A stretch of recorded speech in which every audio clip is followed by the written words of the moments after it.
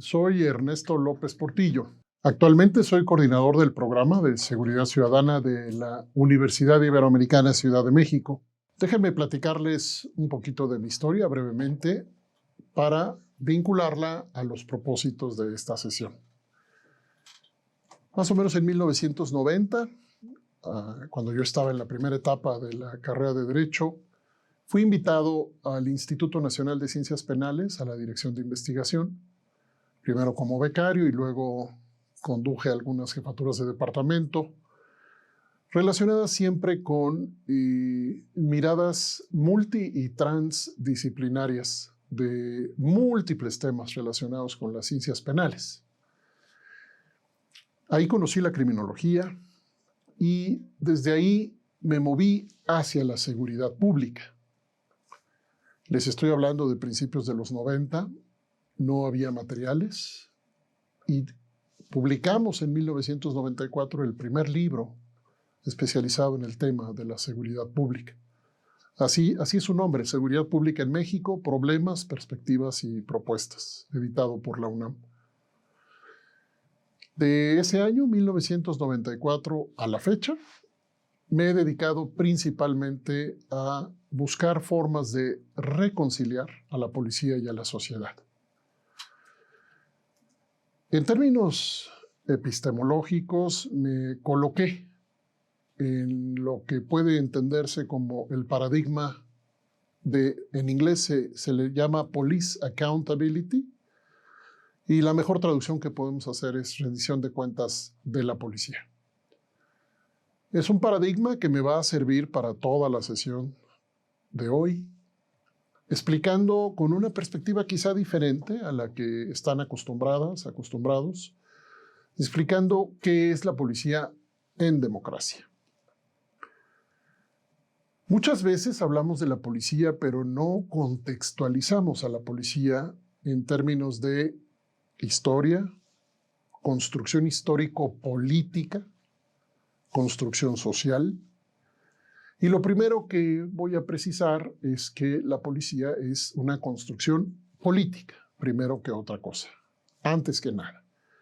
Esa construcción política obedece a un sistema político determinado, según la sociedad de que se trate, el tiempo, la circunstancia histórica.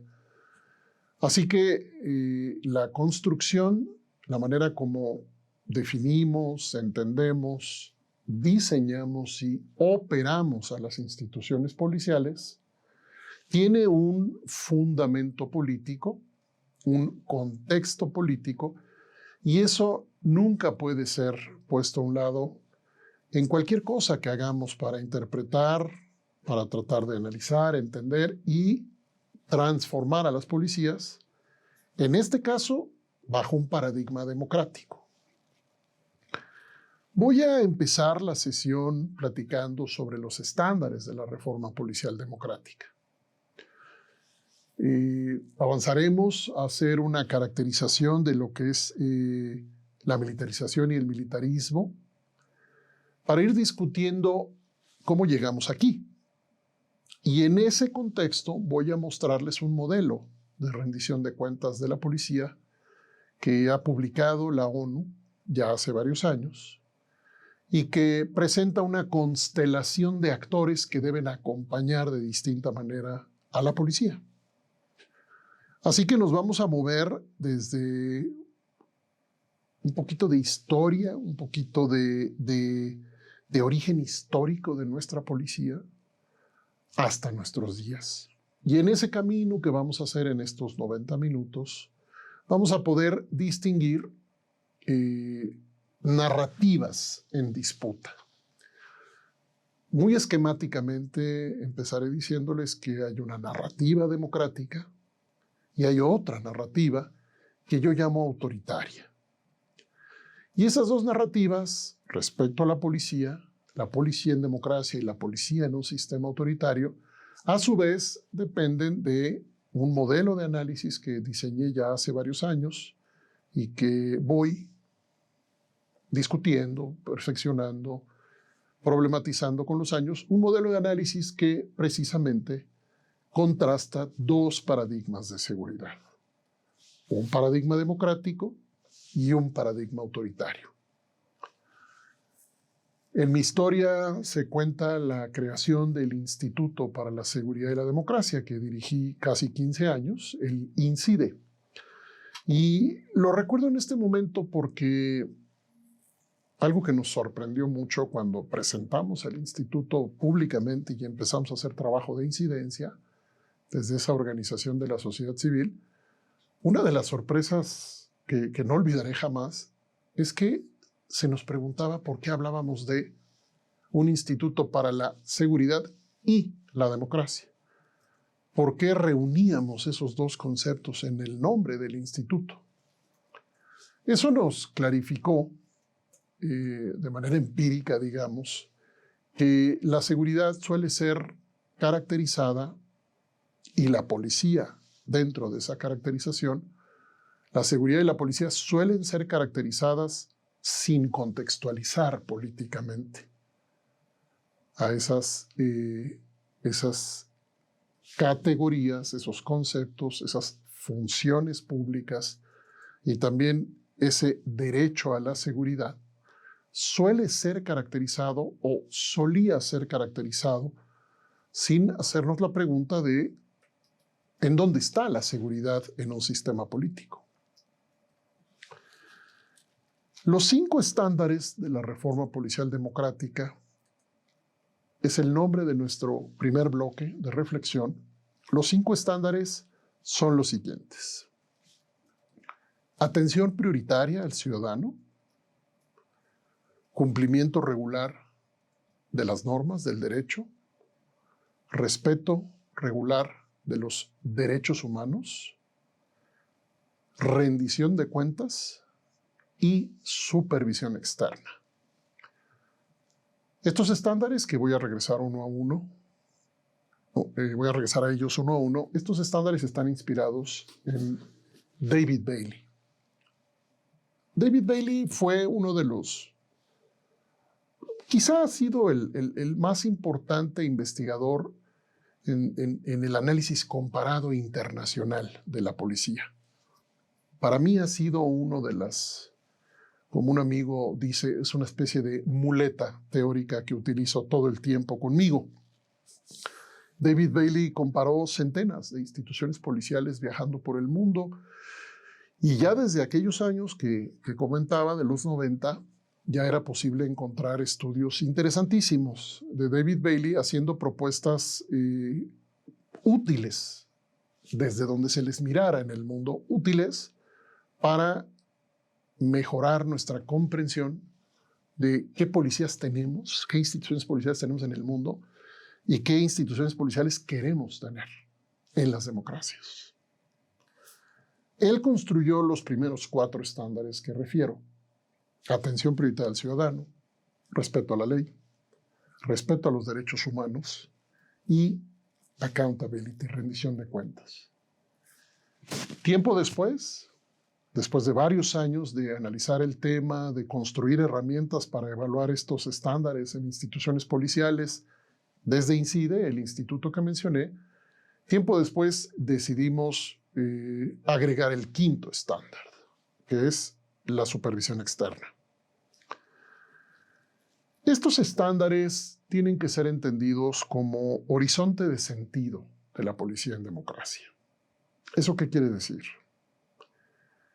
Que nos deben servir para entender hacia dónde queremos llevar a una institución policial y cuáles son sus valores fundamentales. En ningún país del mundo, debo decirles que en mi historia he visitado instituciones policiales en 4 continentes, nunca he encontrado una institución policial que tenga resuelto todo. Eso no existe. Las mejores policías, cuando menos en términos de recursos, de estándares de operación, de base normativa y de confianza social, las mejores tienen problemas. Ejemplos: Francia, España, Inglaterra, Holanda, Italia. Hablemos del centro de Europa principalmente, en este caso, donde están algunas de las instituciones policiales, que generalmente se acepta como las más evolucionadas en su instrumental democrático. Bueno, ellas, como cualquier institución policial en democracias débiles o frágiles, tienen problemas. Así que estos estándares son aspiraciones. Ninguna institución policial tiene resuelto cada uno de esos estándares, sino que más bien deberíamos de entender que hay grados de, voy a decir, grados en los que se puede, si quieren dibujar una gráfica, en donde en el extremo izquierdo sería excepcional el cumplimiento del estándar, y en el extremo derecho estarían las instituciones policiales que tienen regularizado el cumplimiento del estándar. Repito, esto es importante. Incluso las policías que tienen las herramientas, las policías que tienen más tiempo consolidándose con herramientas adecuadas, hablemos de la policía en Inglaterra, por ejemplo.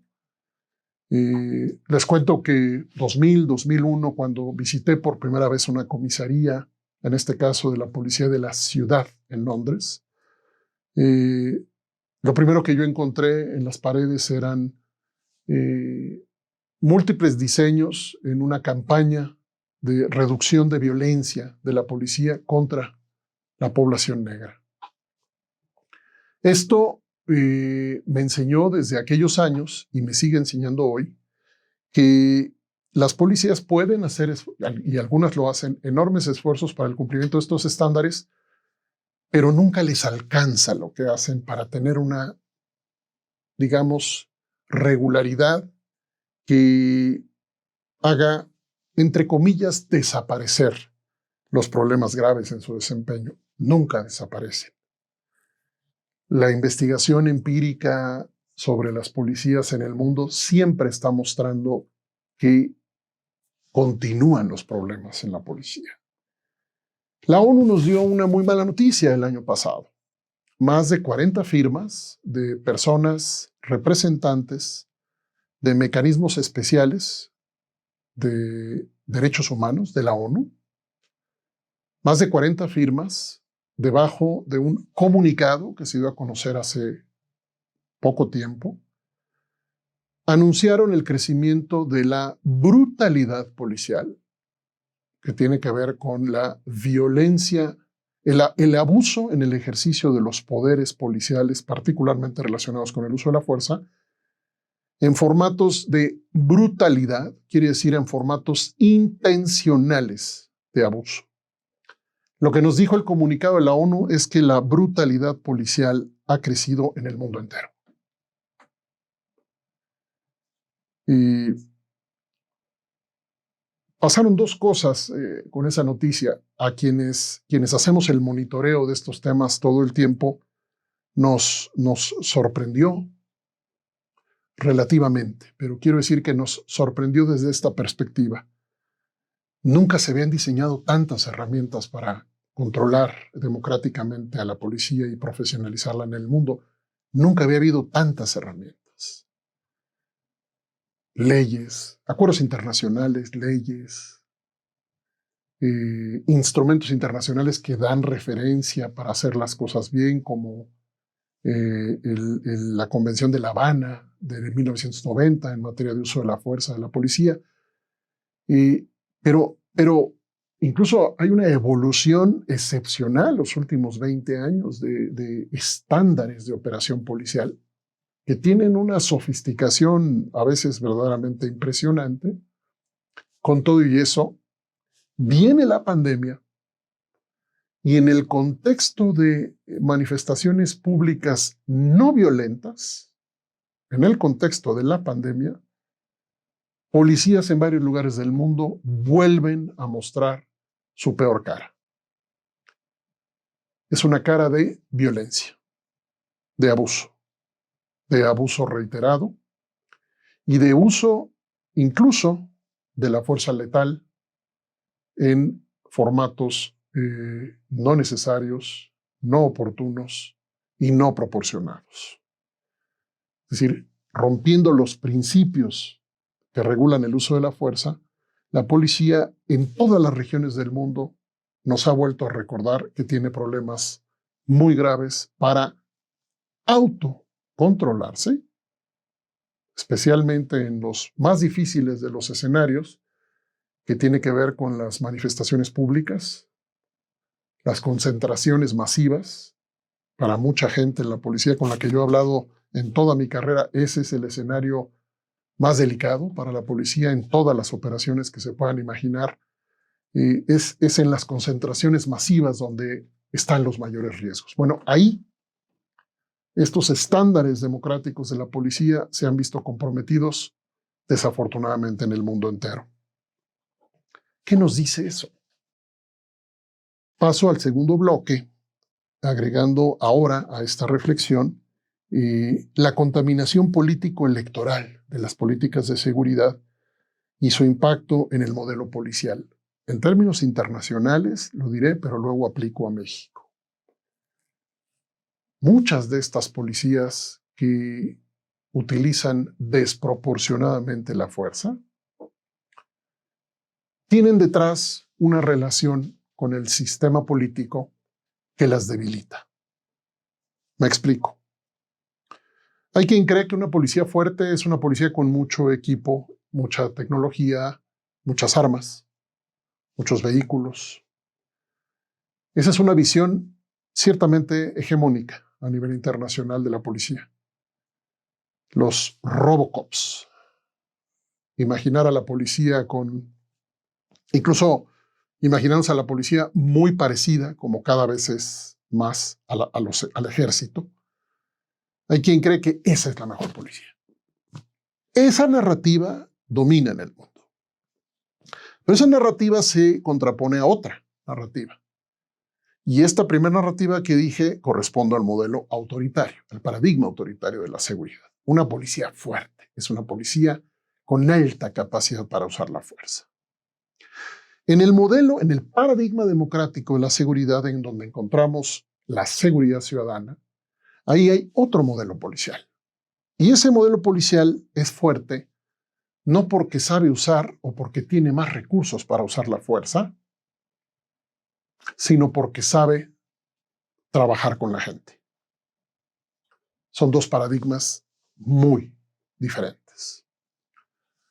El Comité Internacional de la Cruz Roja hace muchos años dijo algo que yo siempre tengo conmigo, y es que las competencias fundamentales de la policía en democracia, fíjense ustedes, no tienen nada que ver con las armas, con ese relato de las películas y esas historias que siempre tenemos enfrente. Una persona promedio pensaría que un policía, déjenme darles este dato, que la policía utiliza las armas, por ejemplo. Una persona promedio no entendería que la policía no usa las armas, porque si no, ¿para qué las tiene? Bueno, déjenme darles este dato. En las democracias más consolidadas y en escenarios donde la violencia está en condición contenida, relativamente contenida, la mayoría de los policías nunca usan el arma de fuego en la calle en toda su carrera. Un dato sorprendente. Yo he viajado por muchos lugares donde la policía no tiene armas o tiene armas no letales y solo excepcionalmente interviene la policía con armas que pueden causar, vamos a decir, armas de fuego, para hacer la distinción claramente. Hay muchos países en donde se ha distinguido ya desde hace muchos años dos tipos de intervención policial. Una policía presente permanentemente que no tiene armas y otra policía que interviene en escenarios críticos con armas de fuego. Decía que el Comité Internacional de la Cruz Roja nos dejó algunos estándares de las mejores policías.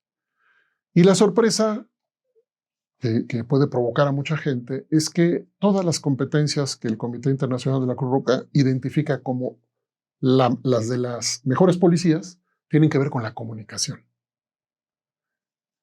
Persuasión, mediación, resolución de conflictos. Desde hace mucho se ha acordado que la mejor, cuando menos para democracias, que la mejor policía es la policía que resuelve problemas con la gente en la calle. Y para resolver problemas con la gente en la calle se necesitan habilidades de comunicación. Francia, Canadá, es de donde yo he abrevado los mejores materiales de este perfil policial que acerca a la policía a lo que pudiéramos entender como un gestor social. Y esto a su vez está emparentado con el modelo de policía comunitaria, que tiene muchos nombres y muchos formatos en el mundo. Acá en México se ha generalizado el concepto de policía de proximidad. También se usa el concepto de policía comunitaria. En términos de la relación con las comunidades, estamos hablando de lo mismo. Estamos hablando de instituciones policiales que tienen herramientas y que tienen la orientación institucional para vincularse a las comunidades. En los sistemas políticos autoritarios, en la inmensa mayoría de lo que llamamos las democracias frágiles, las instituciones policiales siguen alineadas a un concepto desde el sistema político que las coloca más cerca del uso de la fuerza y más lejos del modelo de servicio comunitario. México, de hecho, agregó esta orientación de servicio como parte de los principios de actuación policial apenas recientemente, en reformas muy recientes, siendo que desde 1994 había agregado los principios constitucionales de actuación policial de legalidad, eficiencia, profesionalismo y honradez. En una siguiente reforma se agregaron objetividad, respeto a los derechos humanos, y ya en la más reciente reforma en estos temas se agregaron los principios, el principio de orientación de servicio, no dice comunitario, orientación de servicio, alguna cosa así es. Está en el artículo 21 constitucional. Entonces, no nos perdamos, dos paradigmas, autoritario, democrático. De esos paradigmas se siguen dos formas de entender la seguridad, de ahí se siguen dos formas de entender a la policía. Es decir, esto siempre lo puntualizo, la policía no es el modelo de seguridad. La policía funciona en un contexto de un modelo de seguridad, de una política de seguridad. Eso tiene un montón de implicaciones, pero por ahora lo que quiero decir es que ahí donde se concibe una seguridad democrática, se concibe entonces una policía democrática. Y eso sucede poco en el mundo. Me viene a la mente justamente esa conferencia, ya hace varios años también, de la cual surgió un instrumento pedagógico que publicamos, instrumento pedagógico para la reforma policial, instrumento que a mí me gusta mucho porque reunió muchas voces de muchos países. En ese evento que hicimos en las calles de Reforma aquí en la Ciudad de México, tuvimos la oportunidad de tener aquí a David Bailey, a quien yo citaba hace un momento.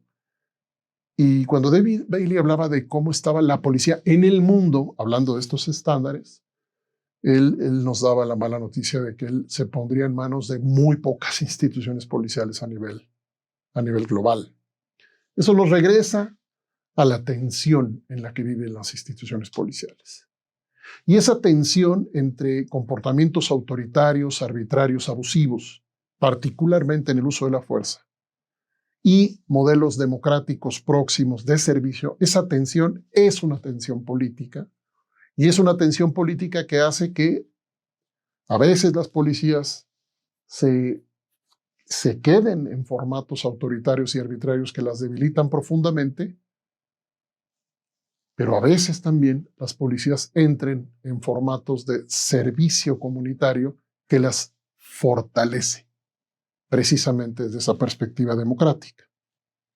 Esta perspectiva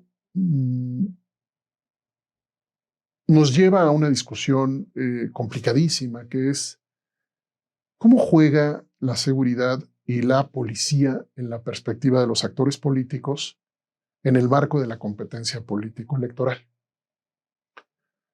Ahí tenemos muy malas noticias para México y creo que para muchos lugares más del mundo. Pero en cuanto a México, déjenme darles como dos grandes,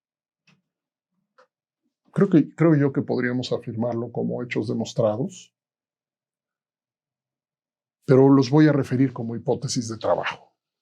Uno, que en el contexto de contiendas político-electorales domina una aproximación simplista, reduccionista, maniquea, manipulable de la seguridad y la policía como instrumentos de uso de la fuerza, como instrumentos de control, y mucho menos como instrumentos de servicio social. ¿Por qué? Porque en el contexto político electoral domina una preferencia mayoritaria, por eso que la teoría desde hace mucho tiempo ha llamado la mano dura. En perspectivas más elaboradas, este concepto está emparentado a lo que también se denomina populismo punitivo. Hay que entrar ahí un momento.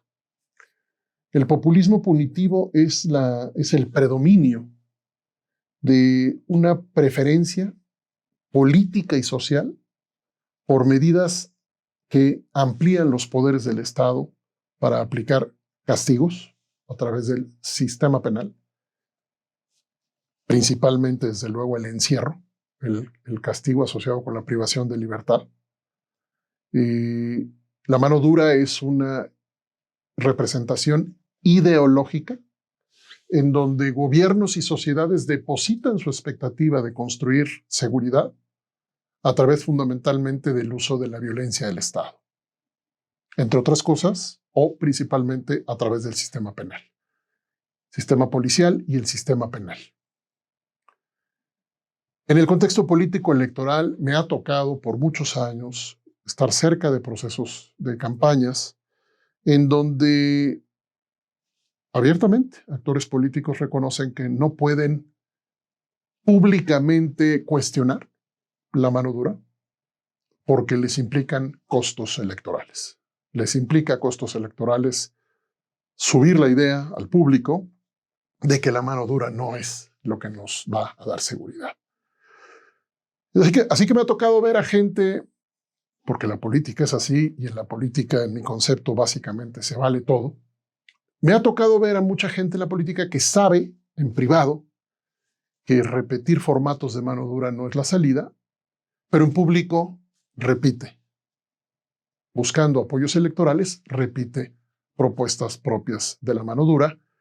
Por eso vemos a los partidos políticos todo el tiempo ofreciendo más penas privativas, más, digamos, inflando la lista de delitos, inflando las penas. Ese es el recurso casi como de manualito. Cuando no sepas qué decir en materia de seguridad y estés cerca de un proceso electoral, lo que tienes que decir es que vas a castigar más. Hagan de cuenta ustedes que eso está escrito en algún manualito de cómo reproducir el paradigma autoritario y cómo esto, en lugar de fortalecer las políticas de seguridad y las instituciones policiales, las debilita. ¿En qué sentido las debilita? Cuando nos enfocamos en los poderes policiales y no nos enfocamos en los controles policiales, generamos un desbalance. Ese desbalance impide el control democrático de la policía. Ese concepto, me voy a detener tantito ahí, el control democrático de la policía es, en sí mismo, primero digamos que el concepto se usa muy poco en México. Hicimos una conferencia en Puebla hace 2 años que pudimos confirmar que era la primera conferencia, cuando menos que nosotros pudiéramos encontrar, la primera conferencia registrada que tuviera este concepto en el título de la conferencia. Conferencia sobre controles democráticos. Ese era el título de la conferencia y el apellido era Supervisión Externa de la Policía. Trajimos a personas que hacen supervisión externa de la policía de varios lugares del mundo. Luego regreso a eso. Ahorita lo que me interesa puntualizar es que aproximándonos al modelo que la Organización de Naciones Unidas nos ofrece en materia de rendición de cuentas, el paradigma democrático de la seguridad y de la policía se fija en los poderes, repito, pero atravesados por los controles. Podríamos dedicar mucho, mucho tiempo a entender este equilibrio democrático del quehacer policial, del diseño y el quehacer policial, pero creo que vamos a poder entenderlo muy bien con algunos ejemplos de cómo se utiliza la fuerza. Como ustedes saben, tenemos una nueva ley de 2019, la Ley Nacional de Uso de la Fuerza, y estamos documentando problemas muy importantes en la gran mayoría de las instituciones policiales y en la Guardia Nacional misma y también en las Fuerzas Armadas en tareas policiales. Estamos documentando una distancia entre el mandato, con sus estándares múltiples que impone la Ley Nacional de Uso de la Fuerza, y las prácticas en el uso de la fuerza. La Ley Nacional de Uso de la Fuerza dispone, en términos generales, documentar, registrar, aprender el uso de la fuerza. Bueno, déjenme decirles que solamente la consulta que hacemos a instituciones policiales, a la Guardia Nacional y a las Fuerzas Armadas, solamente la consulta respecto a sus capacidades, herramientas, sus competencias de documentación del uso de la fuerza, ya enfrenta problemas. No se diga el aprendizaje que necesita de esta documentación, en donde las instituciones deben observarse a sí mismas para ver cómo están usando la fuerza, desde una perspectiva de rendición de cuentas, una perspectiva sistémica, de la cual detallaré un poquito más adelante. Las instituciones policiales en democracia necesitan desarrollar sistemas que documenten, repito, adecuadamente lo que depende de sistemas de información que no tienen en general todavía nuestras instituciones policiales. En general, hemos visto muy pocos casos en donde se observan esfuerzos comprometidos para crear herramientas idóneas para sí tener registros adecuados de cómo se usa la fuerza, sí hacer evaluación, sí hacer aprendizaje, sí hacer mejoras institucionales basadas en ese aprendizaje. Sí hemos visto, pero son ejemplos mínimos en un país con centenas de instituciones policiales. Pero también esto está enfrentando un problema al este otro impulso, que es el impulso también autoritario, también en el marco del paradigma autoritario, que es el impulso de la militarización. Ahí también están enfrentando problemas para aplicar, cumplir con los estándares de la Ley Nacional de Uso de la Fuerza. Para poder entender cómo llegamos aquí, antes de entrar al modelo de rendición de cuentas ideal que queremos,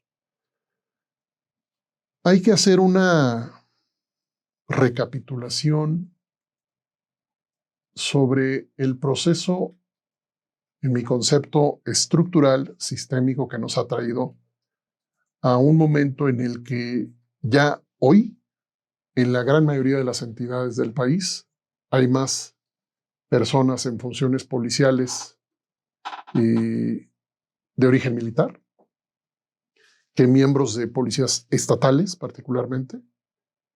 Ya pasamos. Eso era diferente antes, eran más policías civiles y era una intervención militar contenida. Ya pasó eso a otro momento.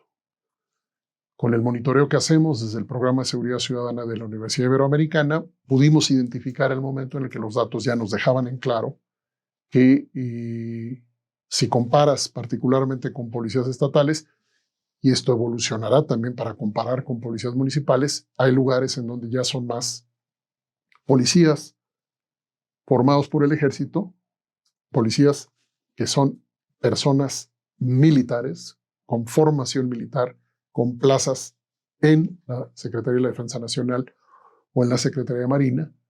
Son más esos en algunos lugares del país que policías civiles, instituciones policiales civiles. Qué interesante que sucede eso justamente cuando la Constitución, precisamente por una reforma reciente, son dos reformas, perdón.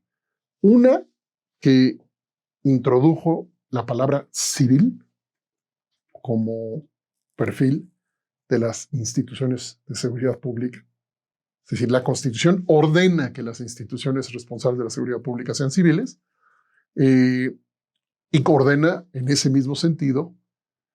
Se creó así la propia Guardia Nacional con el término de también ser ella una institución civil según la Constitución. Bueno, eso dice la Constitución, pero lo cierto es que el proceso histórico que hemos vivido es otro. La Constitución ha ido por un camino y la historia ha ido por otro, si lo comparamos con las prácticas. Y también el derecho.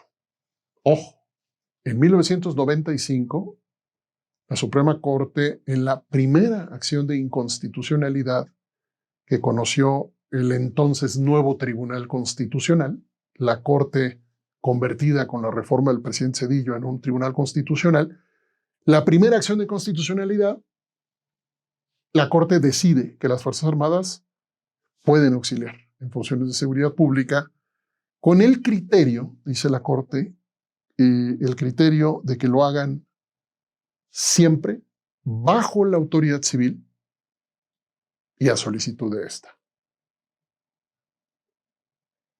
Ese criterio, en la práctica, desde mi perspectiva, nunca ha sido efectivo, nunca ha sido eficaz en la práctica, digamos. Desde que tengo memoria, las operaciones militares relacionadas con la seguridad pública tienen una alta, digamos, tanto en su diseño como en su implementación, tienen un parámetro muy amplio de autonomía. Esto quiere decir que las Fuerzas Armadas deciden por sí y para sí hacer operaciones desde mucho tiempo atrás que pueden ser entendidas como operaciones propias de seguridad pública, con tareas propias de la policía o incluso del Ministerio Público, haciendo investigaciones y actividades múltiples que formalmente entenderíamos como policiales y el Ministerio Público, haciéndolas las Fuerzas Armadas históricamente con márgenes amplios de autonomía. Cuando la Corte dice solo en auxilio y bajo la autoridad de las autoridades civiles, nosotros lo que hemos registrado históricamente es que eso no ha funcionado así. Y hoy nos encontramos en un momento donde estamos probablemente a un día, si se cumple lo que el presidente dijo, estamos en el momento en el que el presidente mandará la reforma que entregaría definitivamente la Guardia Nacional a la Sedena. Es decir, vaya paradoja, cuando la Constitución ha dejado más en claro que la función de seguridad pública es civil, es cuando el Estado mexicano ha hecho más para que sea militar. Es una contradicción, a mi parecer, evidente, estructural, mayúscula, respecto a lo que ya vivimos, a lo que vivimos hoy, pero no se diga respecto a lo que sigue, porque en la ruta en la que estamos es dable una hipótesis según la cual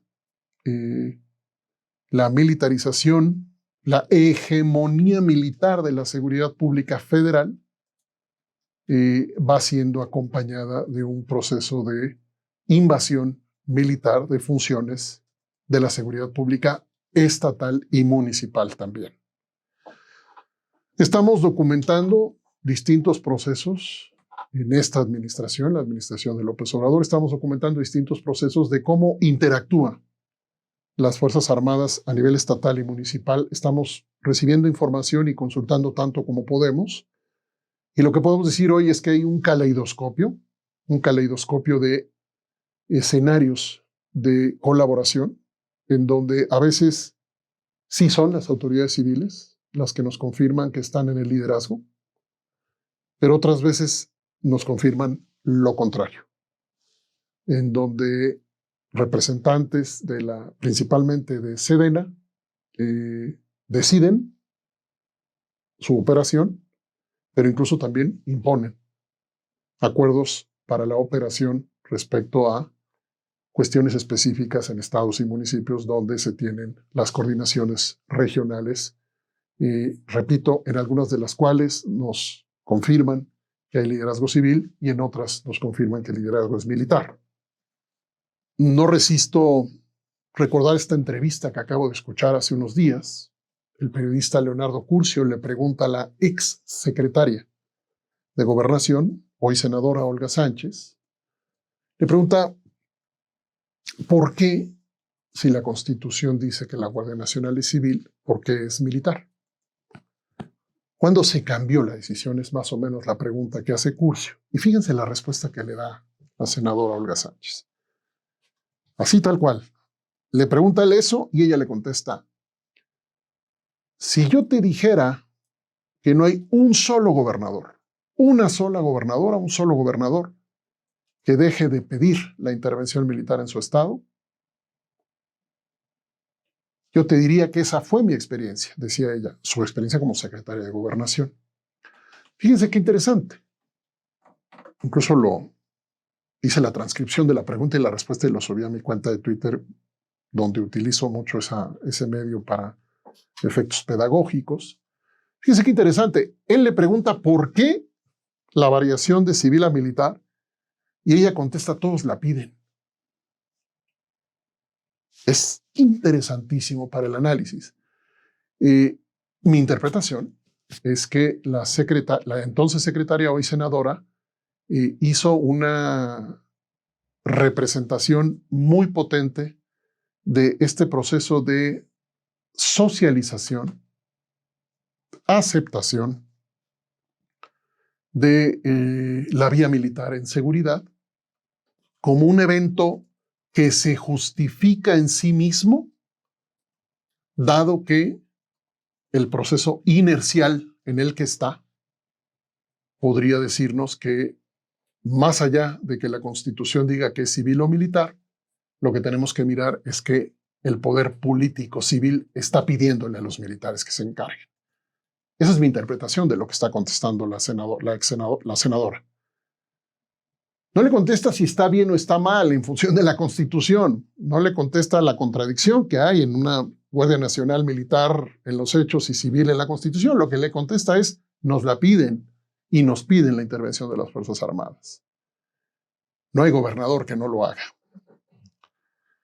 Si ella tiene razón, si podemos confirmar en efecto que prácticamente no hay gobernadora que no pida la intervención militar para la seguridad, entonces yo utilizo un concepto que es la capitulación civil.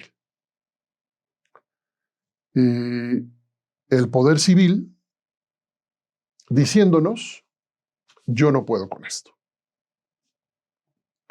Desde luego nunca lo van a decir así.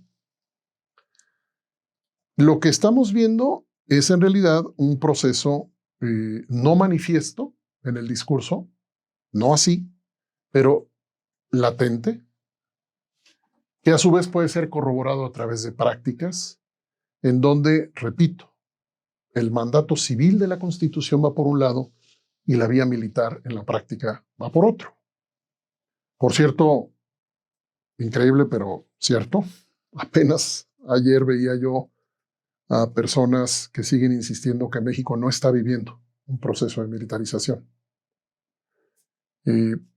Déjenme hacer una breve pausa ahí. No solamente estamos en la militarización, estamos en otra cosa que hemos llamado la fase superior y se llama militarismo. Y el militarismo, por ejemplo, según personas como la experta Daira Arana, que a su vez tiene estudios especializados amplios mirando a nivel internacional cómo se está construyendo esta relación cívico-militar. El militarismo lo que nos dice es un proceso de reacomodo político, de manera que modifica la influencia, expande, fortalece la influencia militar sobre la construcción de la gobernabilidad. Quiero dejar esto aquí hoy en esta sesión, este testimonio, porque ya miraremos en el tiempo que viene lo que estamos diciendo hoy. ¿Qué quiero decir? Que, a ver, se publicó recientemente un material con más de 13 ensayos que hablan de cómo se está alterando la relación cívico-militar en toda América Latina. El libro se llama Militares y Gobernabilidad. El editor es Gravendorf, Wolf Gravendorf, el autor. Está en español, fue publicado por la Fundación Ebert y está en línea. Ese libro lo puede bajar cualquiera. Es una joya, en mi concepto, para entender lo que está pasando. Si vemos ese tipo de materiales y comparamos la región, no estamos discutiendo la militarización de la seguridad ya. Estamos discutiendo la militarización de la gobernabilidad. Y esa militarización de la gobernabilidad no pasa por golpes de Estado. La reflexión y la evidencia nos están enseñando un proceso, una suerte de trasvase militar hacia funciones civiles, cargos civiles, originalmente civiles, formalmente civiles, que son pasados a manos de las Fuerzas Armadas en múltiples países. Brasil es un caso especialmente, es un caso paradigmático. Brasil enseña muchísimo de lo que esto es.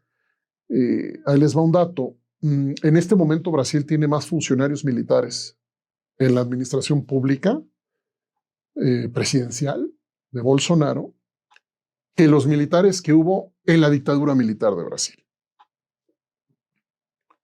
Y no hubo un golpe de Estado. No, es un acuerdo político. Entonces, ¿dónde está México?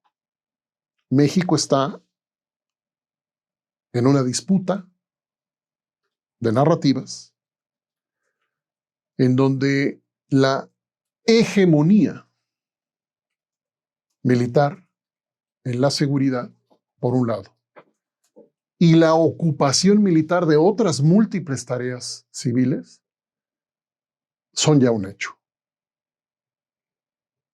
Y la propuesta que está en este septiembre de 2022, lo que estaremos observando, porque así lo ha anunciado el presidente, lo que vamos a ver es una disputa agudizada, donde el presidente decide mandar, así dijo que lo haría, una reforma, una propuesta de reforma, una iniciativa preferencial, se le llama, para hacer reformas a leyes secundarias, entregando la Sedena a la Guardia Nacional, independientemente de que la Constitución diga que la Guardia Nacional es civil. Es decir, estamos pasando a una nueva etapa de esta disputa. También dijo el presidente que mandará una reforma constitucional proponiendo esto. Pero por lo pronto el presidente se sigue por su vía. Yo siempre he dicho que hay dos guardias nacionales, la de la Constitución y la del presidente. Esto hay que puntualizarlo, porque la reforma constitucional que crea la Guardia Nacional Civil, pues se hizo como toda reforma constitucional, es decir, pasando por un acuerdo de Estado. Hay un procedimiento que la propia Constitución regula para su reforma. Y es el constituyente permanente el que valora esas reformas y en su caso vota a favor de ellas, involucrando a las legislaturas de todos los estados del país. Ese proceso creó la Guardia Nacional Civil. Otro proceso, competencia en manos estrictamente del presidente de la República, creó la Guardia Nacional Militar. Es importantísimo ponderar la diferencia entre un proceso que es parte de que es producto, una decisión de Guardia Nacional Civil producto de un acuerdo de Estado, frente a una Guardia Nacional Militar que es producto de una decisión presidencial. El presidente gobierna la Guardia Nacional y gobierna la seguridad entonces por una ruta propia, que es lo que en este programa de seguridad ciudadana llamamos la vía militar. Bien. Avancemos. La Organización de Naciones Unidas enseñó un modelo comprensivo de rendición de cuentas que quiero invitarlos a mirar con mucho detenimiento. Es un manual de rendición de cuentas de la Oficina de las Naciones Unidas contra las Drogas y el Delito, la UNODC, por sus siglas en inglés. Y Es único el manual, no conozco otro producto similar. Reunió a una comisión de expertas y expertos, una comisión internacional, y publicaron algo que creo que tristemente no está más que más que en inglés. Yo hice una traducción de ese modelo en unos gráficos que incluí en un texto base de la exposición de hoy, que es el ensayo que publiqué en 2019, al inicio de esta administración federal, y precisamente estudiando la Guardia Nacional y postulándome por una perspectiva, un futuro de la Guardia Nacional que la acercara al modelo de la ONU. Pero además lo hice así porque la Oficina de Naciones Unidas para los Derechos Humanos, a cargo de Michelle Bachelet, y el presidente López Obrador firmaron un acuerdo precisamente para, con un enfoque de derechos humanos, fortalecer la rendición de cuentas de la Guardia Nacional. Trabajar juntos en una asesoría técnica, en una asistencia técnica de la Oficina de Naciones Unidas para los Derechos Humanos a México para fortalecer la rendición de cuentas de la Guardia Nacional en clave de derechos humanos. Bueno, eso se firmó, no sucedió. De hecho, ante el anuncio del presidente de llevar la Guardia Nacional, el anuncio más reciente de llevarla por decreto, primero dijo, ahora por reforma dice, por una reforma legal secundaria, llevar la Guardia Nacional a Sedena, justo después de que lo dice el presidente, Bachelet vuelve a declarar en una conferencia, si recuerdo bien, en Ginebra, vuelve a decir que llama a México a construir una ruta de salida de las Fuerzas Armadas, de la seguridad pública. Seguramente ustedes saben que la no militarización de la seguridad pública es un estándar reconocido, amplio y aceptado en el mundo internacional, el circuito internacional de derechos humanos, pero además está en sentencias de la Corte Interamericana contra México, contra otros países en la región, está en recomendaciones de la Comisión Interamericana y está en el primer paradigma del que les hablé, en la reforma democrática de la policía. Hay un acuerdo perfecto, indubitable, en ese mundo, en la teoría de la reforma democrática de la policía, en el circuito internacional de los derechos humanos, en el circuito nacional de los derechos humanos. Hay un acuerdo perfectamente consistente en el sentido de que si las Fuerzas Armadas van a intervenir, tienen que hacerlo de manera excepcional. Y los criterios emitidos por la Corte Interamericana lo confirmaron. Regulada, fiscalizada, excepcional, subordinada. Son 4 o 5 criterios que hoy están completamente rebasados en la práctica, porque la decisión del presidente López Obrador ha sido rebasar todos estos criterios, rebasar a la Constitución, rebasar las recomendaciones internacionales y pues ha decidido ir en contra de la historia. En un artículo publicado en Nexos, también a principios de sexenio, se muestra que el 75% de los países en el mundo de Naciones Unidas tienen mando civil sobre la seguridad pública y todavía hay otra proporción en donde hay mando predominantemente civil, lo que lleva todavía más alta la proporción mayoritaria, donde los países deciden entregar a autoridades civiles la seguridad pública. Ojo, estamos, justamente me acaba de llegar, no lo he visto, me acaba de llegar el proyecto de ley que acaba de presentar el nuevo presidente de Colombia, el presidente Petro, dentro de su nuevo paradigma de seguridad. ¿Por qué lo refiero ahora? Porque la propuesta del presidente Petro es exactamente en sentido contrario a la del presidente López Obrador.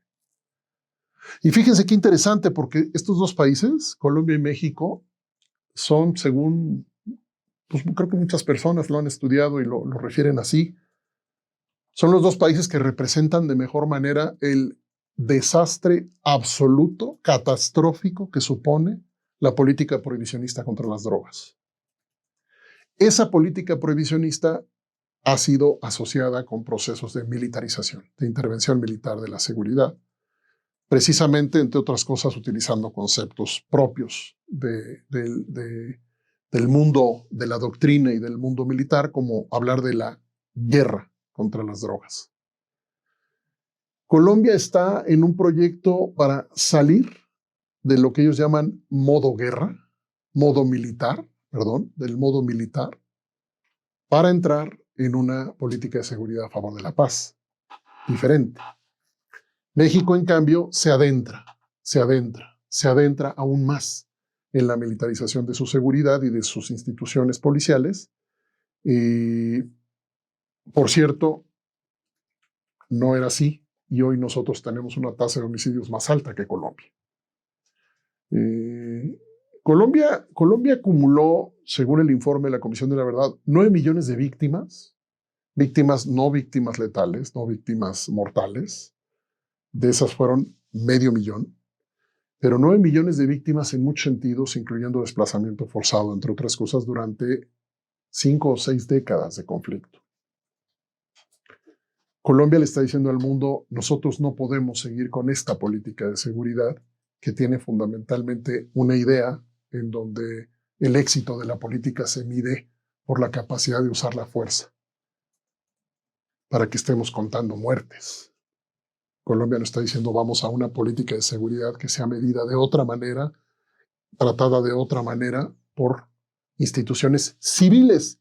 Y fíjense esto, Colombia está sacando a la Policía Nacional del Ministerio de Defensa y México está metiendo a la Guardia Nacional al Ministerio de Defensa exactamente al mismo tiempo. Esto, si alguien me lo hubiera dicho hace unos años que nos iba a tocar verlo así, no lo hubiera creído. El modelo de rendición de cuentas de Naciones Unidas, cuando publiqué este texto donde lo representé como un futuro deseable para la Guardia Nacional, precisamente lo que yo me preguntaba era si una concepción civil de rendición de cuentas podía contener a este proceso en México de construcción de una Guardia Nacional crecientemente controlada por las Fuerzas Armadas. Estaba yo imaginando la posibilidad, trabajando la hipótesis de que el modelo de Naciones Unidas con estos gráficos que nos hablan de cómo controlar las operaciones, que ese modelo controlara el impulso militar. Fíjense ustedes, hay un primer cuadro que tenemos en este manual que, como les dije, el manual está en inglés, entonces rápidamente lo menciono y hablo de sus componentes. Estos esquemas son los que están en la base del sistema de rendición de cuentas del que hablo, en donde está la transparencia, la apertura de la policía al escrutinio, la integridad y la confianza y legitimidad pública de la policía. Esos elementos son la base de un proyecto democrático de policía de rendición de cuentas comprensiva, como lo propone la ONU. Estos elementos en este esquema son los que se proponen en un paradigma democrático de policía, son los que sostienen un sistema democrático de rendición de cuentas de la policía y son principios, orientaciones, vocaciones de un modelo, de un paradigma que se confrontan con el impulso militar de la opacidad, por ejemplo. Puedo confirmarles, sin asomo de duda, después de miles y miles de solicitudes de acceso a la información interpuestas a lo largo de la historia de mis investigaciones, pero particularmente con esta última etapa, con centenas de solicitudes desde el Programa de Seguridad Ciudadana Ibero, donde tenemos un monitoreo permanente de la militarización, puedo confirmarles que no alcanzan ni de lejos las normas de acceso a la información para hacer un escrutinio adecuado sobre, por ejemplo, el uso de la fuerza, de las Fuerzas Armadas, de la Guardia Nacional en tareas policiales. Así que recordemos este esquema: transparencia, apertura, integridad y confianza y legitimidad pública. Traigamos otro esquema a la vista. Este otro esquema es el que tiene que ver con la supervisión sobre las operaciones policiales y que también es un esquema que transversaliza todo el modelo de rendición de cuentas. Ahí tenemos el antes, el durante y el después de las operaciones. La ONU propone un modelo recursivo de aprendizaje institucional en donde las políticas y herramientas antes de las operaciones son las adecuadas, las herramientas de supervisión durante las operaciones policiales son las adecuadas y las herramientas de revisión y evaluación después de las operaciones policiales también son las adecuadas. Este modelo del antes, durante y el después, déjenme decirles, me funcionó mucho preparando lo que fue mi comparecencia ante la Corte Interamericana en el caso Atenco. Y es importante recordar que esa comparecencia, en donde fui invitado como experto, invitado precisamente a la audiencia, invitado por las víctimas de Atenco, las mujeres víctimas de la intervención policial en Atenco de 2006. Fui invitado por ellas y por el Centro Miguel Agustín Pro Juárez, encargado de la defensa, de la asesoría legal de estas mujeres víctimas de tortura sexual por parte de la policía en el operativo de Atenco. Este relato sirvió para generar un impacto certero en la convicción de la juez y los jueces, incluyendo precisamente en la sentencia del caso Atenco, incluyendo la obligación para México de crear el Observatorio de Rendición de Cuentas de lo que antes era la Policía Federal y hoy es la Guardia Nacional. La sentencia fue dada a conocer en diciembre de 2018. Era un momento perfecto para que, llegando como estaba el presidente López Obrador, iniciando su responsabilidad, era un momento perfecto, coincidía para instalar ese observatorio y cumplir con la sentencia de la Corte Interamericana, pero además sentar un precedente para la región. El presidente López Obrador pudo haber cumplido esa parte de la sentencia enseñando una experiencia a nivel internacional con el acompañamiento de la ONU, porque así hubiera sido, con Bachelet acompañando el proceso, tendríamos un observatorio que hubiera ayudado como uno de los componentes de este modelo comprensivo de rendición de cuentas. Ojo, al mirar ustedes el modelo de la ONU, van a encontrar primero lo que las policías deben tener al interior para controlar sus operaciones y segundo, lo que desde el exterior de la institución policial debe funcionar para controlar democráticamente sus operaciones. Ahí es donde aparecen los mecanismos de supervisión externa. La mala noticia es que los mecanismos de supervisión externa no están avanzando como quisiéramos en América Latina. Tenemos dos casos avanzados, Jamaica y Trinidad y Tobago. Y tenemos esfuerzos no avanzados en varias partes, incluyendo México. En México tenemos ya 15 años promoviendo esta figura. Y logramos unos meses de operación de una mujer como auditora externa de la policía en el municipio de Querétaro, pero al cambio de gobierno revirtieron esa función. Y en estos años que México no instala supervisión externa, aunque ha sido recomendada por la Comisión Nacional de Derechos Humanos, ordenada por sentencia de la Corte Interamericana, en estos años que no hemos instalado, en estos últimos 10 años nada más, ha crecido 40% el número de figuras de supervisión policial externa en Estados Unidos. Como saben, Estados Unidos tiene su enorme crisis en el tema policial y entre otras cuestiones, entre otras ideas, entre otros procesos y experimentos, está fortaleciendo la supervisión externa, tratando de reconciliar a la policía y a la sociedad con figuras que tienen, entre otras cosas, un perfil de intermediación. Estas figuras de supervisión externa, no me puedo detener ya más ahí porque la supervisión externa es un tema enorme. Debo decirles que es una de mis pasiones, lo hemos estado proponiendo muchísimo. Tenemos ya un modelo, estuvimos muy cerca de instalarla en el municipio de Puebla. Todavía hoy tenemos noticias de que podría instalarse en 2023. La primera entidad de supervisión externa de una policía municipal. El nombre es Agencia Municipal de Supervisión, Mejora y Reconciliación Policial. Y el modelo lo tenemos ya preparado y está en revisión aparentemente final. Y las últimas noticias que tenemos es que sí se creará. Yo les digo que tengo que ser precavido en mis deseos de optimismo, ¿no? en mi impulso optimista, tengo que ser cauto porque esto nos ha pasado ya otras veces. Y la resistencia política y policial a la rendición de cuentas de la policía es una resistencia que normalmente es más fuerte que los impulsos de quienes proponemos las reformas democráticas. En un ensayo que publiqué 2012, me parece, y que se puede encontrar en la red,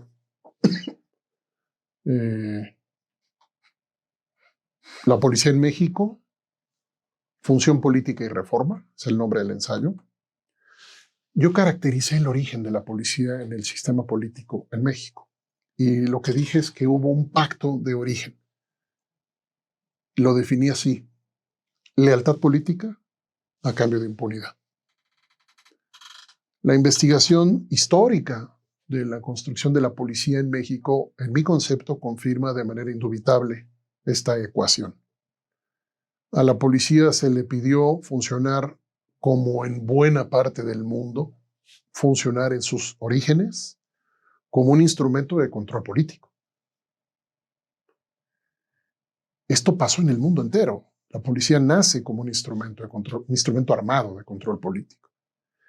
Y luego viene, en alguna parte del mundo, desafortunadamente, una parte minoritaria del mundo, viene una evolución democrática de la policía. Esa evolución democrática nos coloca en una disyuntiva. Fíjense ustedes, esta hipótesis nos llevó mucho tiempo consolidarla. Hay instituciones policiales que están políticamente disponibles, es el término que he utilizado, e instituciones policiales que están políticamente indisponibles. ¿Qué quiere decir eso? En el paradigma autoritario de seguridad, la política hace lo que quiere con la policía, para decirlo de manera muy sencilla, si quieren. Ahorita lo explico. En una democracia más consolidada, en un Estado de Derecho más consolidado, la política puede intentar, pero no necesariamente tiene manera de hacer lo que quiera con la policía. La relación entre la política y la policía merece un análisis mayúsculo, es complejísima, pero en términos generales lo que se dice es que, primero, las personas electas son las responsables de la policía. Primero que nada, se nos olvida eso muy frecuentemente. Y en esa responsabilidad tienen que ejercer lo que llamamos el control político sobre la policía. Por cierto, en Colombia, con este nombramiento de Iván Velásquez, quien fue presidente de la Comisión Internacional contra la Impunidad en Guatemala, nombramiento de Iván Velásquez como el nuevo ministro de Defensa de Colombia, Iván Velásquez en alguna entrevista explicó muy bien esto. Cuando le decían, oiga, pero pues usted, ¿qué sabe de operaciones militares? Iván Velásquez contestó muy bien explicando que a él no le toca hacer operaciones militares, a él le toca hacer control político civil sobre los militares. En México yo creo que ni siquiera se menciona esto. México es entre otras cosas, México es una anomalía por muchas cosas, pero una de ellas es esto. Ni siquiera se discute la posibilidad de que haya un ministro o una ministra de defensa en la Secretaría de la Defensa Nacional y sobre la Secretaría de Marina también, una persona civil que esté a cargo, como sucede en la inmensa mayoría de los países del mundo. Bachelet misma, de la que yo hablaba antes, ella fue ministra de Defensa. Ojo, ella fue presidenta, fue ministra de Defensa, entre otros cargos en su larga carrera política, y ojo, ella, con esa experiencia, está diciendo que hay que sacar a los militares de la seguridad pública. Paréntesis. Ella, con esa experiencia, habiendo sido ministra de Defensa. Regreso a México. México no se plantea este control civil potente sobre las instituciones militares. Y por otro lado, México tiene un control político débil sobre las instituciones policiales. ¿Qué quiere decir débil?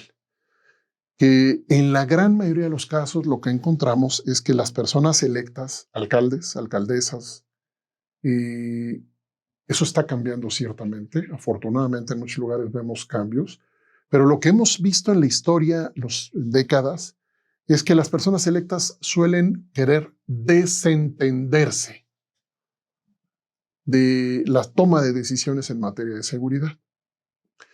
A esto, Marcelo Saín, académico y funcionario, una combinación muy interesante en su perfil en seguridad pública en Argentina, le llamó el desgobierno civil de la seguridad. Desgobierno político de la seguridad. Es esta manera de desentenderse. Él lo estudió para la región, América Latina. Esta desresponsabilidad, esta manera de desresponsabilizarse de los gobiernos de todos los colores políticos frente a la seguridad, entregándole las decisiones a las instituciones armadas, policial o militar. Este desgobierno, en un paradigma democrático de seguridad, propio de la seguridad ciudadana y de la reforma policial democrática, tiene que ser transitado precisamente al gobierno político de la seguridad. Un gobierno político de la seguridad a cargo de civiles, profesionales, que sean capaces de mirar a la rendición de cuentas policial en este modelo comprensivo como ese horizonte de sentido del que hablé al principio de la sesión, a donde debemos llevar a la función policial. Entonces, ¿qué necesitamos? Liderazgos políticos comprometidos con la reforma policial democrática, porque están comprometidos con un paradigma de seguridad democrático, que es la seguridad ciudadana en nuestro concepto, y que lo que hace la seguridad ciudadana básicamente es poner en el centro a las personas y hacer políticas que sirvan a las personas. No solo instituciones policiales que sirvan, sino políticas multidimensionales, un término que utiliza mucho la OEA, políticas multidimensionales de intervenciones coordinadas, simultáneas para construir lo que en Colombia llaman entornos protectores. Estas miradas complejas multidimensionales son extrañas a la intervención militar.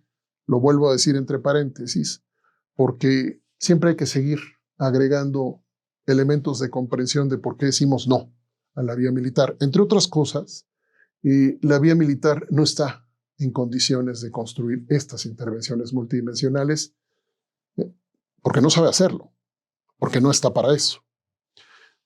Yo no sé si recuerdan las palabras del general Cienfuegos. Yo nunca las voy a olvidar, las tengo y las uso continuamente. Nosotros no estamos para esto. Él lo dijo públicamente. La seguridad pública dijo, nosotros no vinimos, no estamos para eso, no fuimos formados a eso, no estamos cómodos haciendo eso. Pues claro que no. Nosotros tampoco. De hecho, de paso, estamos cómodas con la policía, con las Fuerzas Armadas haciendo lo que no les corresponde, pero además que no saben hacer. Esta perspectiva multidimensional integral de la seguridad es la perspectiva democrática más avanzada que están utilizando comunidades, municipios en algunos lugares de México, ciertamente con perspectivas más amplias de reducción de las violencias, reducción de los temores, de los riesgos de los daños, con perspectivas que implican a la educación, al diseño urbano, al deporte, a la cultura, al arte, a la recreación, a la cultura ciudadana. Recordarán quizá algunas y algunos de ustedes este ejemplo que dejó Antanas Mockus como alcalde de Bogotá en 2 ocasiones, este ejemplo que le entrega al mundo de la construcción de una cultura ciudadana que revolucionó la manera de entender no solamente cómo construimos seguridad, sino cómo transformamos nuestra convivencia. Yo visité y entrevisté y salí a la calle y observé cómo hacían las cosas en los 2 gobiernos de Mockus. El segundo fue el principio a finales de siglo, el segundo a principios de este siglo. Visité y observé cómo las calles pueden convertirse en espacios de pedagogía para transformar nuestras maneras de convivir. Los números en su momento que entregó Mockus fueron absolutamente excepcionales y esto se convirtió en un caso paradigmático para la región, no solamente porque bajaron las violencias y los delitos, también bajó la accidentalidad, porque la gente asumió una responsabilidad diferente en su convivencia con las otras personas, censurando las conductas antijurídicas y celebrando el cumplimiento de las normas, sancionando las conductas que destruyen el tejido social y reconociendo y celebrando las conductas que reconstruyen el tejido social en un plano de solidaridad frente a los riesgos, a los temores y a los daños. Vamos terminando con algunas frases, algunas perspectivas prospectivas. ¿Hacia dónde vamos? Regreso a donde empecé. Estamos en una disputa de narrativas. Hoy, no sé si lo saben, normalmente nos dicen que no cuando hacemos clases y conferencias. Hay policías municipales en México que tienen más de 80% de confianza hoy en México. San Pedro Garza, por ejemplo, es una de ellas. Policías que han ido compitiendo hoy, ya desde hace pocos años, pero ya desde hace varias mediciones de INEGI, van compitiendo y están en mismo nivel de aceptación y confianza social que las Fuerzas Armadas y algunas incluso arriba de ellas. Eso ya pasa hoy. Esto es así porque hay lugares donde se han hecho reformas policiales locales con mejoras extraordinarias, pobremente documentadas, hay que decirlo, pobremente comunicadas, hay que decirlo. Sabemos poco de esas mejoras. Y tenemos, por otro lado, instituciones policiales que no resisten evaluación a nada. Instituciones policiales que no se enteran todavía que existe una ley nacional de uso de la fuerza. Instituciones policiales que ni siquiera tienen proyectado crear una unidad de asuntos internos. Imagínense ustedes que en otros países hace décadas se hablaba de las unidades de asuntos internos como un momento, como una unidad, un esquema, un recurso, una herramienta indispensable para controlar la operación policial. Bueno, en entidades de la República por todo el país, la mayoría de las instituciones policiales no tienen unidades de asuntos internos todavía hoy. Y otras, en cambio, han evolucionado esas unidades muchísimo. Entonces, tenemos varios Méxicos con disputa de dos grandes narrativas, repito. Una narrativa que avanza hacia instituciones policiales confiables, cercanas a la comunidad, con nuevos liderazgos, secretarias de seguridad que no habíamos visto, subsecretarias con perfiles de preparación extraordinarios. Estamos viendo casos donde se concursan públicamente la promoción entre cargos, se concursa públicamente en instituciones policiales que nunca en la historia habían dejado de manipular esos concursos para beneficiar incluso tejidos criminales insertados en la policía. Hemos visto de todo en términos de mejoras, pero son pocas, son pequeñas y a veces son efímeras. La otra gran narrativa es la narrativa hegemónica, que nos hace tanto daño. La que dije que está asociada con una ideología propia de la mano dura, del populismo punitivo. Es esa ideología hegemónica que hoy ha estado otra vez en la mesa con el tema de la prisión preventiva oficiosa. Y esa ideología, digo hegemónica, se demuestra con la opinión medida a través de estudios de opinión, precisamente como estos últimos que salieron estos días sobre la preferencia por el uso de la cárcel. Más del 80% de la gente dice que cualquier delito debe condenarse con cárcel y también juzgarse con cárcel, aun si los elementos no se ha probado en juicio la responsabilidad penal, las personas deben estar privadas de su libertad, en opinión mayoritaria de la gente. Estos son cuestiones inerciales, históricas, autoritarias, en donde la ausencia de experiencias democráticas de seguridad termina construyendo un círculo vicioso. Como no conozco otro tipo de experiencias en seguridad donde la participación comunitaria sea fundamental para evaluar, para provocar rendición de cuentas, en donde las instituciones estén auténticamente al servicio de la gente y particularmente la institución policial, como no conozco eso, no lo exijo. Ni siquiera creo que sea posible. En general, eso pasa en el país. Y al mismo tiempo eso reproduce la respuesta política para la misma mano dura, en donde el enfoque principal es el despliegue, el fortalecimiento del equipo, de la tecnología, de las armas. Esta lógica social, ojo, social y de gobiernos, está en el sistema político, está en la sociedad. Esta lógica nos atrasa en el proceso de reforma policial democrática y nos atrasa en la construcción de sistemas de rendición de cuentas como el que la ONU recomienda.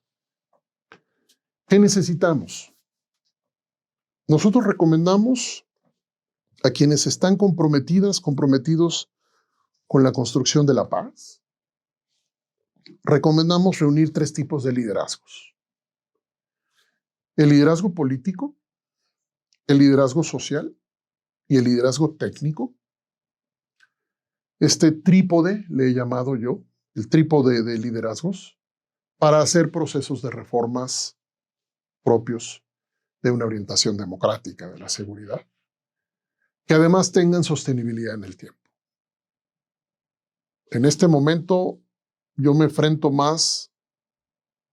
últimamente cada vez más, a solicitudes, consultas, preguntas de gente de municipios que nos están diciendo qué tiene que hacer la sociedad para que cuando hay una mejora se quede. Ha crecido mucho esa pregunta porque se están logrando hacer cosas a nivel local, como decía antes. Entonces, por eso hablo yo de 3 liderazgos. Liderazgo político, social y técnico, porque necesitamos el liderazgo político en la toma de decisiones y los recursos propios de personas que tienen esa responsabilidad desde la ley y que han sido electas para darnos seguridad. Pero por otro lado necesitamos liderazgos sociales capaces de hacer procesos de convocatorias y procesos de participación sostenida en el tiempo para presionar hacia la rendición de cuentas. Y por otro lado, estos otros liderazgos que son los liderazgos técnicos, que son los que ofrecen desde la especialización, ofrecen modelos, ofrecen prototipos, ofrecen ideas para construir estas reformas democráticas de la seguridad. En el momento en el que estamos, se ha agudizado algo que no estaba en estas condiciones para México, sí en otros países, que es la violencia política.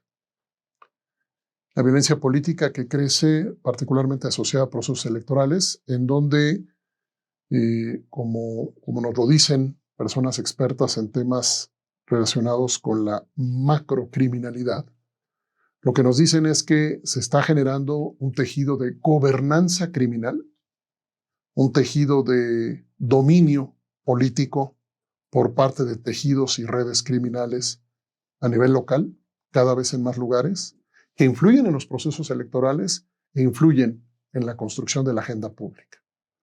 Para decirlo de manera mucho más sencilla, estamos viendo procesos en donde la gobernabilidad propia de un diseño jurídico y normativo de un Estado de Derecho está siendo sustituida por una gobernabilidad criminal, que es entendida en la teoría, en los conceptos de quienes se dedican a esto e incluso levantan evidencia empírica sobre esto, es llamada como gobernanza criminal. Involucra a poderes criminales insertados en las instituciones y a la sociedad misma en una reconstrucción de equilibrios de influencia política en donde se debilita la influencia política de los actores legítimos y se expande la influencia política de los actores no legítimos. particularmente de las redes de criminalidad. Estoy mencionando esto en esta última parte porque hay una gran confusión. Mucha gente está confundida pensando que el paradigma democrático en la seguridad no puede avanzar en un contexto de gobernanza criminal o en un contexto de violencias como el que tenemos. Nosotros decimos exactamente lo contrario. Es precisamente porque no dejamos avanzar estos procesos de reforma democrática de la seguridad, es por eso por lo que no logramos contener esta descomposición. Esta es una discusión, lo dejo como una discusión por supuesto abierta, pero puedo decirles, creo que con evidencia en la mano, especialmente con perspectivas internacionales comparadas, puedo decirles que sea cual sea el escenario de violencias, la reconstrucción del tejido social puede y debe pasar por una perspectiva de reforma democrática de la seguridad. Y hay ejemplos concretos y hay cada vez más gente, afortunadamente, en México, a nivel estatal, municipal, trabajando en ese enfoque local de construcción de tejido de estos liderazgos reformistas.